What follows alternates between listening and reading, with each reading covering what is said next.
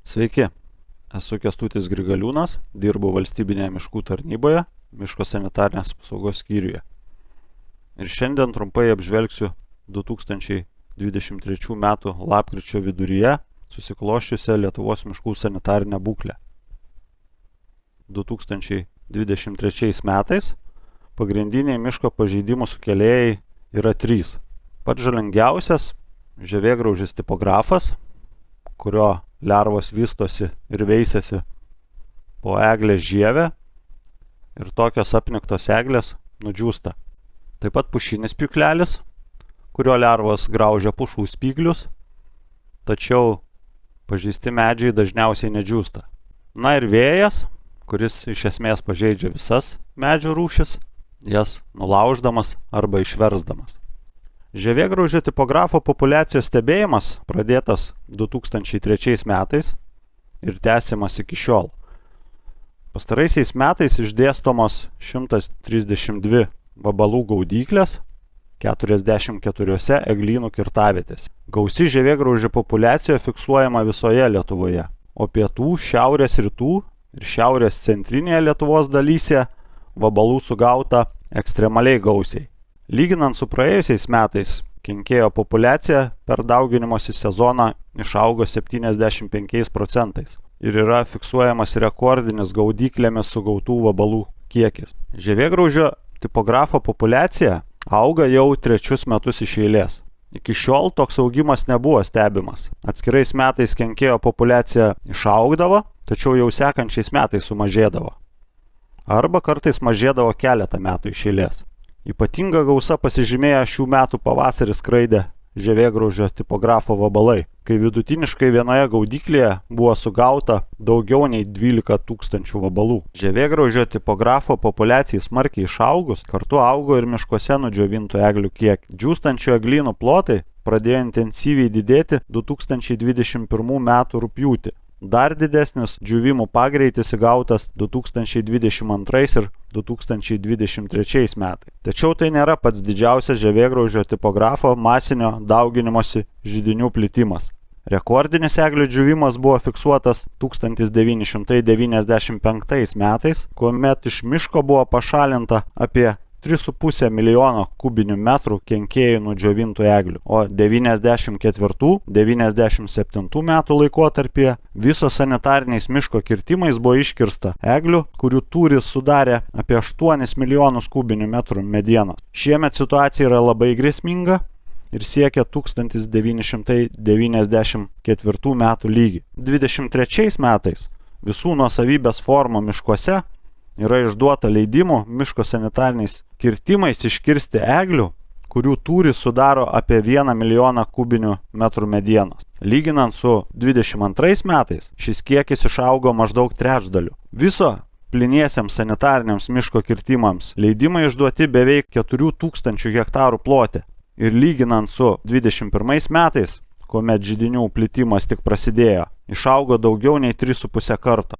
Panevėžio, Rokiškio, Šalčininkų, Trakų ir Vilniaus rajonų savivaldybėse pasiektas stichinės nelaimės miškuose lygmuo, kuomet nudžiūvę ir labai pažeistos eglės miškuose sudarė daugiau nei po 25 000 kubinių metrų medienos. Ypač sudėtinga situacija yra Vilniaus, Šalčininkų ir Trakų rajonų miškuose, kur fiksuojami patys didžiausi džiūstančių eglynų plotai. Efektyviausia kovos priemonė su šiais kenkėjais yra savalaikis, šviežiai užpultų medžių pašalinimas iš miško, kol dar kenkėjai juose tebesivysto. Atmintinę, kaip kovoti su žievėgraužiu tipografu, galima rasti valstybinės miškų tarnybos tinklalapyje, miško sanitarnės apsaugos srityje, patarimų skiltyje. Pušinio pjūklelio židinio formavimasis pradėtas fiksuoti 2022 metų vasarą ir iki metų galo išplito 1200 hektarų plote. Per 23 metus židinys plito į gretimus pušynus ir šiuo metu apima maždaug 5000 hektarų miško plotą. Dėl gausaus pažeistų medžio kiekio stichinė nelaimė miške paskelbta Ignalinos rajono savivaldybėje.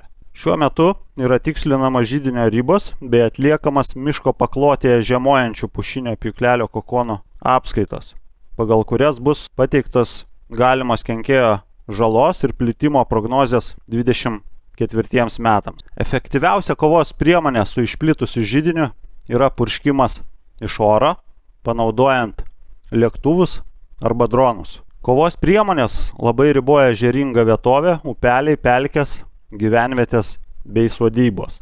Iki šių metų vidurio vėjo sukeltų miškų pažeidimai buvo fiksuojami minimaliai ir valstybiniuose miškuose užregistruota vos 28 hektarų plote. Tačiau trečią metų ketvirtį Lietuvoje praūžė net kelios lokalios audros su škvalu ar net stambia kruša ir lapkričio 13 dienai vėjo pažeidimai išaugo iki beveik 600 hektarų ploto, kuriame išverstų ir išlaužtų medžių tūris sudaro apie 90 000 kubinių metrų. Labiausiai nukentėjo Joniškio rajono savivaldybė, kur vėjo sudarkytose medynuose pažeista apie 30 000 kubinių metrų medienos ir pasiektas stichinės nelaimės miškuose lygmuo. Nemažai žalos taip pat padaryta Švenčionių, Kauno, Šakių, Kuršėnų rajonų savivaldybių miškams, tačiau žala operatyviai likviduojama ir valstybiniuose miškuose sutvarkyta apie 2/3 visų židinių. Lyginant su tuo pačiu laikotarpiu pernai, bendras pažeistų miškų plotas išaugo 500 hektarų.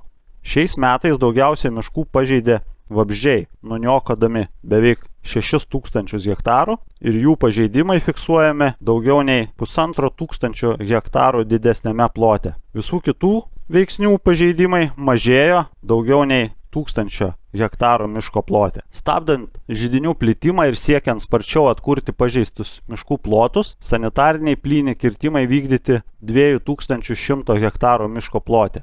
Remiantis apskaičiuotų indeksų, 23 metų Lietuvos miškų sanitarinė būklė yra bloga. Po sąlyginai ramaus 15-20 metų laikotarpio nuo 2021 metų antro pusmečio miškų sanitarinė būklė pradėjo blogėti ir ši tendencija išlieka iki šiol. 24 metais būklė gali pagerėti, tačiau tik tuo atveju, jei medžių vegetacijos metu klimatinės sąlygos atitiks daugiametę normą, bei laiku bus vykdomi sanitariniai miško kirtimai ir profilaktinės priemonės. Prognozuodami pagrindinių miško pažeidimus sukeliančių veiksnių plitimą, 24 metais numatome, kad ir toliau Ignalinos rajone formuosis pušinio pjūklelio židiniai, galimas jų plitimas į gretimus medynus, jei žiemojantis kenkėjai neliks diapauzėje. Žievėgraužio tipografo plitimo rizika eglynuose išliks labai didelė, židinių plotai ir pažeistų eglių kiekiai augs.